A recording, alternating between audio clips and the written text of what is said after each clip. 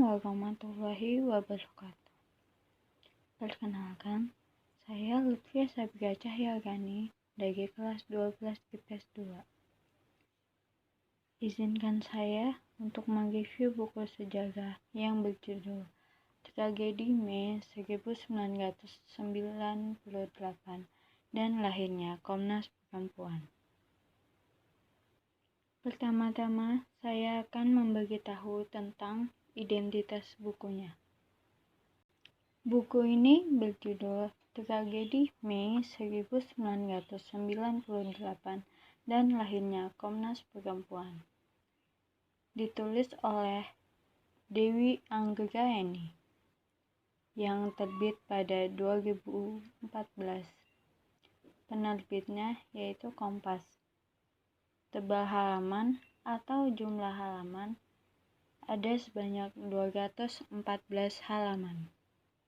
Buku ini berisi tentang ulasan penulis mengenai tragedi Mei pada 1998 dan lahirnya Komnas Perempuan.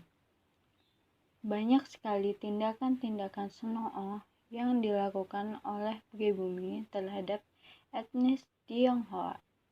Dari tragedi ini menjadi latar belakang lahirnya Komnas HAM, khususnya Komnas Perempuan.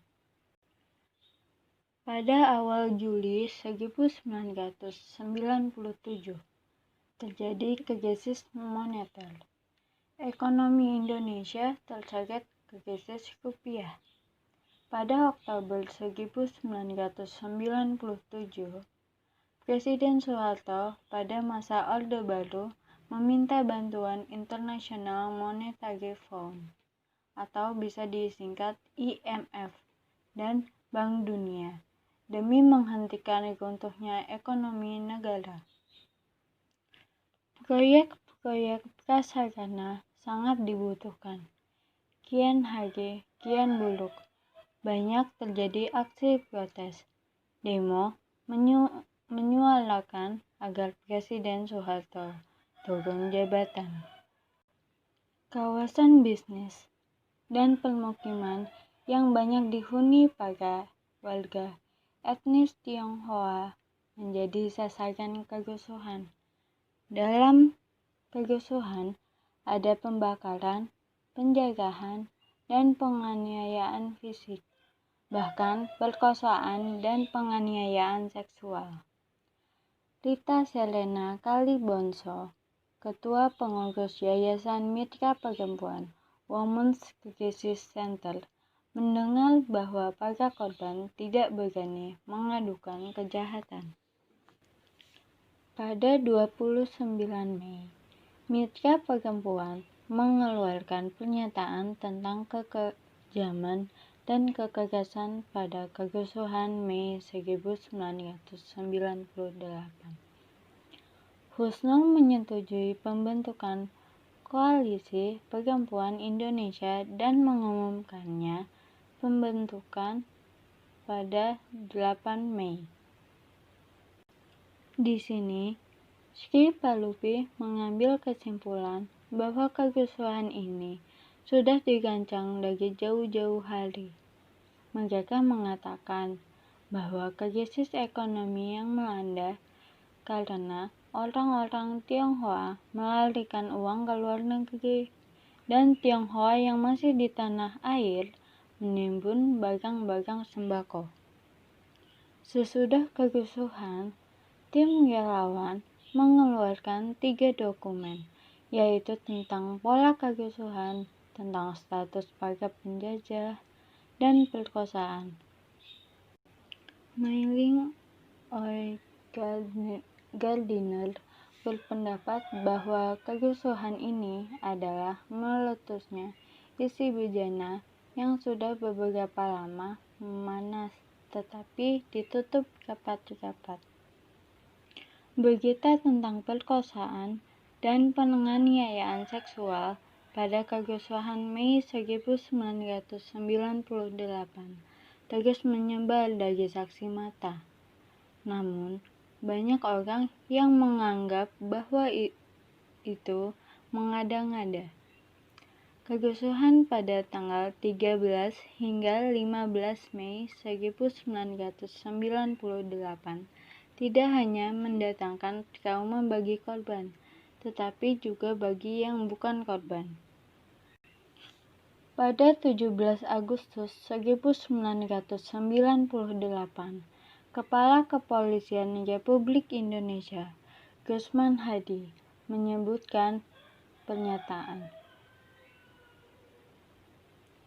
menuduh sejumlah lembaga menyebarluaskan kabar bohong tentang perkosaan massal pada Mei 1998.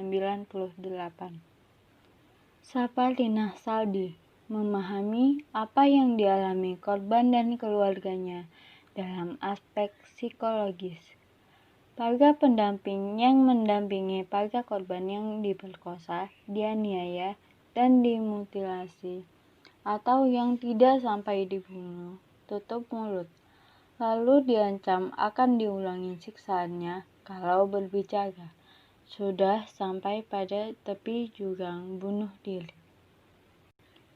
Masalah pekerja gerakan hak asasi manusia dan hak perempuan untuk memiliki martabat hidup ialah meyakinkan penguasa, pejabat keamanan.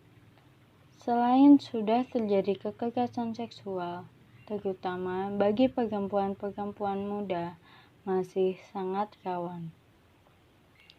Human Rights Watch yang berpusat di New York mengeluarkan pernyataan yang menghimbau pemerintah Indonesia untuk memberi perlindungan yang lebih konkret pada relawan hak asasi manusia.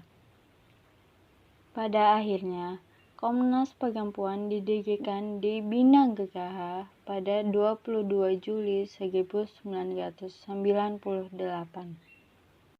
Tujuan Komnas Perempuan antara lain sebagai berikut. 1. Mengembangkan kondisi yang kondusif bagi penghapusan segala bentuk kekerasan terhadap perempuan dan penegakan hak-hak asasi manusia perempuan di Indonesia. 2. Meningkatkan upaya pencegahan dan penanggulangan segala bentuk kekerasan terhadap perempuan dan perlindungan hak-hak asasi perempuan.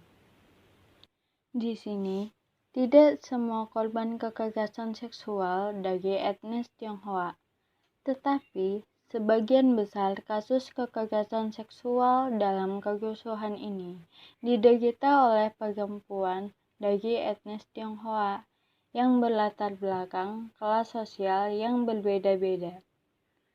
Proses kepemimpinan Soeharto telah kehilangan kepercayaan rakyat dan proses cepat dari makin buruknya ekonomi.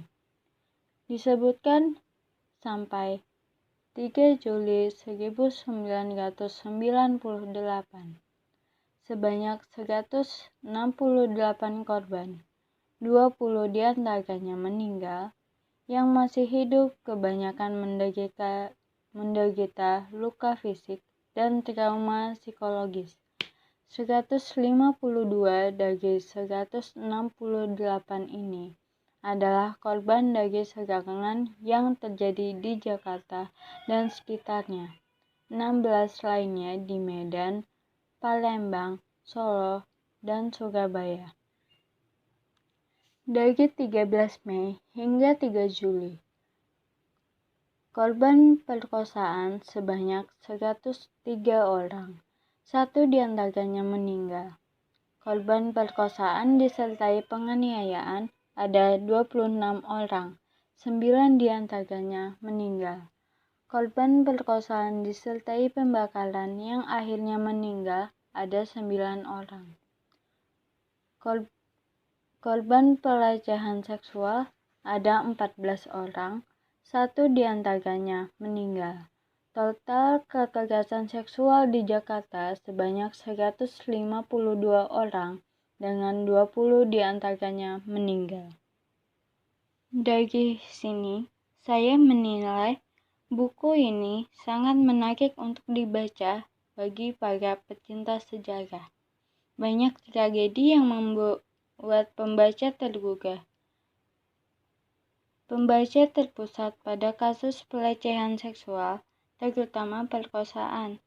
Banyak sekali tragedi yang menimbulkan timbulnya Komnas Perempuan. Kelebihan dari buku ini menurut saya adalah buku ini sangat menarik untuk dibaca bagi para pecinta sejarah. Banyak tragedi yang membuat pembaca tergugah. Banyak fakta sejarah yang terungkap. Nah, dari sini kekurangannya menurut saya adalah bagi pembaca yang kurang suka sejarah, buku ini akan sangat membosankan. Mungkin itu hanya sedikit review dari saya. Kurang lebihnya mohon maaf. Wassalamualaikum warahmatullahi wabarakatuh.